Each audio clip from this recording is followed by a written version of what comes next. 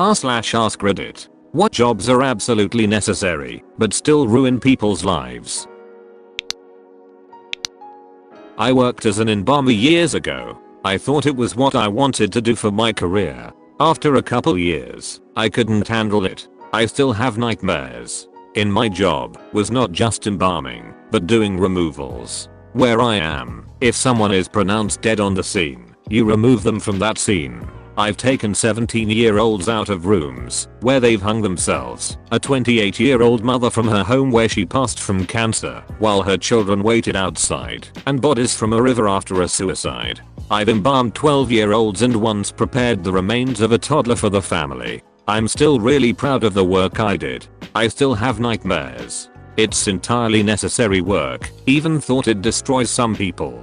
I've offered to go back to it should my community be hit with COVID and our local funeral homes need assistance in a worst case scenario. Not because I want to go back to the work, but because I think the delicate task of caring for others' deceased loved ones is immensely important. Wow, I cannot even imagine doing that for a living. Thank you for doing it while you could. You made it easier for the families to see their loved ones one more time.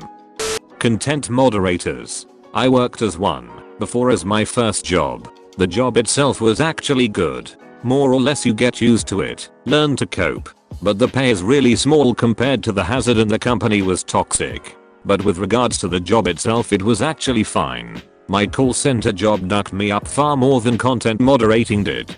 Details on the call center job. I was technical support, so I get yelled at a lot by people. Eventually it burns you out, and I feel like I'm sacrificing my dignity. I work in the justice system and police have to go through child abuse images and videos in order to categorize them. We were contacted once by a police officer saying they'd looked through 40,000 images and whether that would be sufficient for sentencing because there was still another 100,000 more images to go through, all from one guy's computer. Disgusting. I know a guy who works what is essentially the major crimes division of military law enforcement. His job is 99% rapes and child porn. He got into it hoping to do homicide work. Nope, rapes and child porn.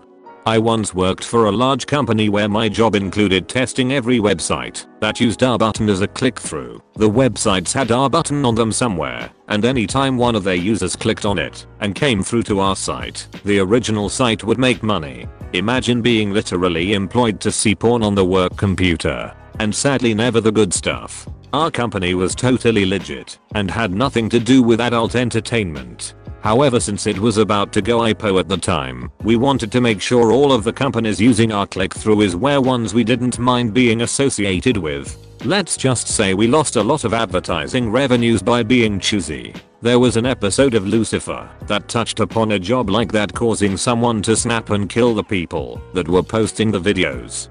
I hate to say it, but 911 dispatchers. I did the job for 9.5 years before transitioning to a different role. It changes you. It changes everyone, and not for the better. Every day you take call after call hearing horrible things, unbelievable things, stupid thing and even funny things, but it's constant.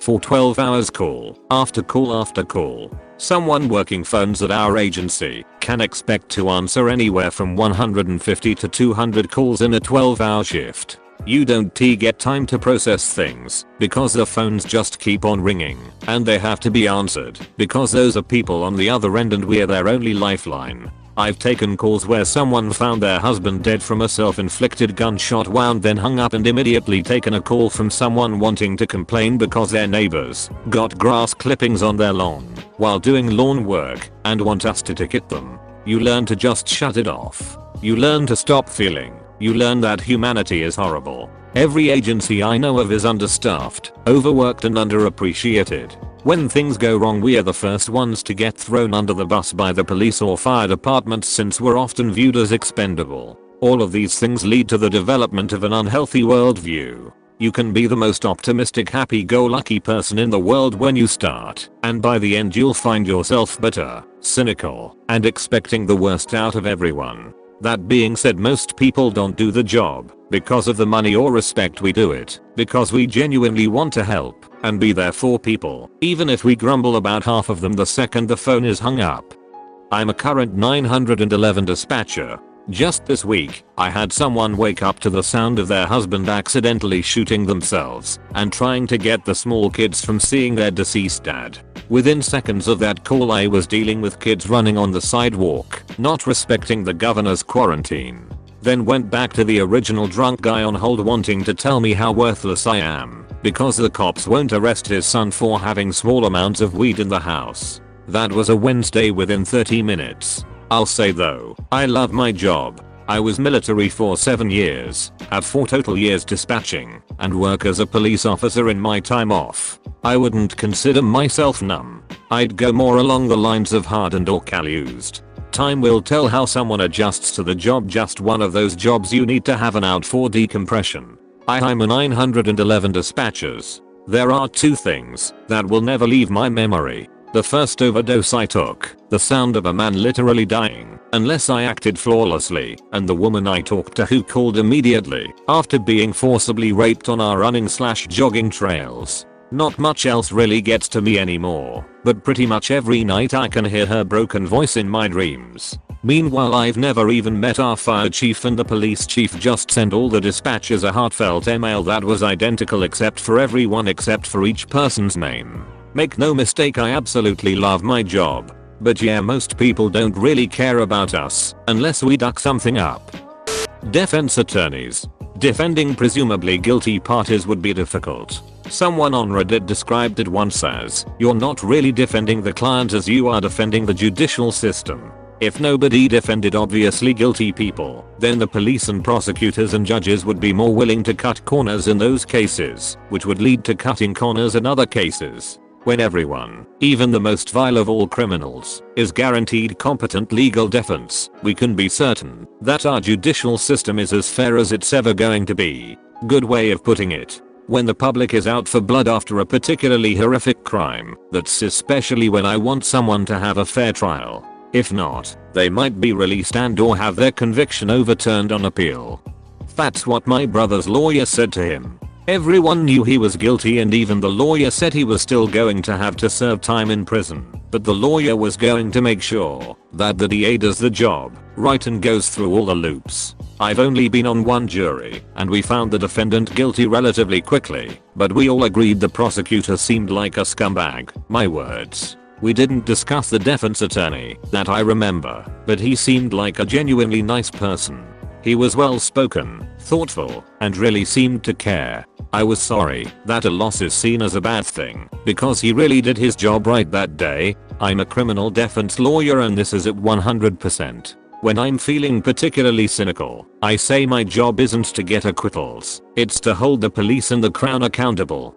A doctor. You do shift work with hours that are constantly changing, so your sleep is permanently fucked. You're going to be working holidays, birthdays, your kid's recital, etc. for the entirety of your career. You watch people die. You watch children die. You can be in the middle of a legitimate emergency, like a heart attack, and also have to deal with a Karen complaining about a headache, who didn't bother to try Tylenol before coming in, and someone seeking pills at the same time.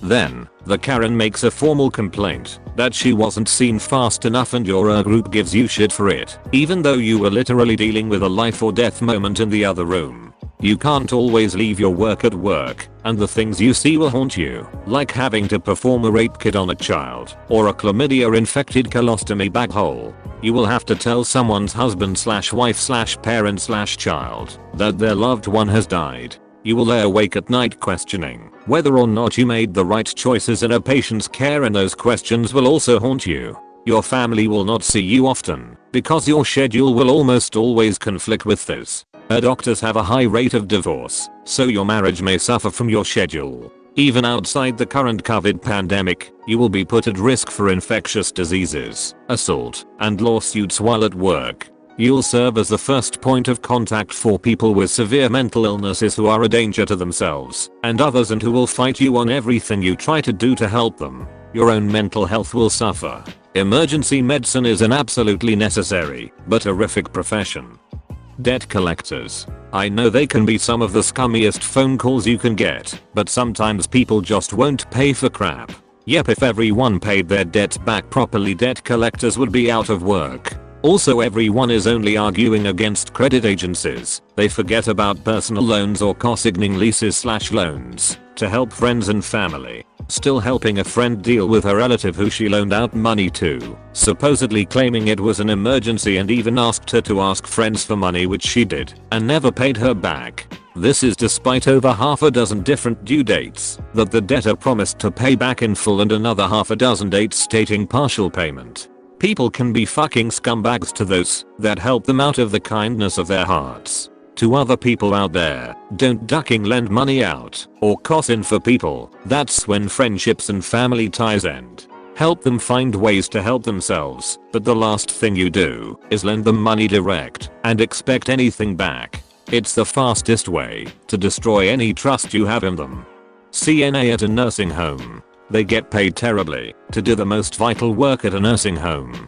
They take care of your loved ones, clean them up from urine and poop, pick them up to transfer them. They do legitimately back-breaking work and get no praise or compensation. They are the people giving the most intimate care to your parents or grandparents, but get no recognition. When I first worked as a CNA, it was in 2014, and it was less than $10/HR. As a nurse, I now get paid almost $30. The professional who plays one of the most pivotal roles in my success as a nurse gets paid less than half as I do. If restaurant workers ever get a living wage $15 an hour, CNAs better be included in that. I'm all for everyone getting a living wage, but CNAs do absolutely necessary work that is often gross and very hard, and should at least be included in the living wage argument. You all are what make nursing homes function.